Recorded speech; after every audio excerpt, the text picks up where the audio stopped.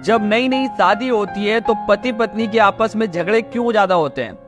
तो शादी के बाद बहुत सारे उतार चढ़ाव आते हैं और शादी के स्टार्टिंग के 2 साल में बहुत ही ज्यादा झगड़े होते हैं। अब उसके रीजन बहुत सारे हो सकते हैं, जैसे कि एक लड़की दूसरे घर से एक नई फैमिली, नए कल्चर, नए लोगों के बीच में आती है तो उसे ना तो सबकी आदतें पता होती, ना सबका व्यवहार पता होता है, ना ही सबके बारे में उसे पता होता है कि किससे कैसे बात करनी, किसको कैसे ट्रीट करना है। ठीक वैसे ही लड़की के बारे में लड़के के घर वाले, यहाँ तक कि लड़के को भी उसकी आदतें, उसके नेचर, उसके व्यवहार के बारे में पता नहीं होता है। तो शुरू में दोनों एक दूसरे को समझ नहीं पाते, जिसके कारण झगड़ा बहुत ही ज्यादा होता है। और 90% केसेस में पति पत्नी आपस में एक दूसरे के माता पिता के लिए बहुत ज्यादा लड़ते हैं, क्योंकि लड़की अपने मायके से रह के ससुराल में आई है तो लड़की ज्यादातर अपने मायके की बात करती है और मायके से चीजों को कंपैरिजन करती है, जिसके कारण झगड़े बहुत ज्यादा होते हैं। लेकिन समय के साथ साथ लड़के और लड़की यानी कि पति पत्नी दोनों को ये बात समझ में आ जाती है कि जो माता पिता की लड़ाई है उसका कभी एंड नहीं होना है, तो धीरे धीरे उनमें मैच्योरिटी आ जाती है। तो जो भी पति पत्नी आपस में झगड़ा करते हैं उनसे मैं एक बात कहना चाहता हूँ कि आप झगड़ा कितना भी करो लेकिन रात में सॉरी जरूर बोल दो,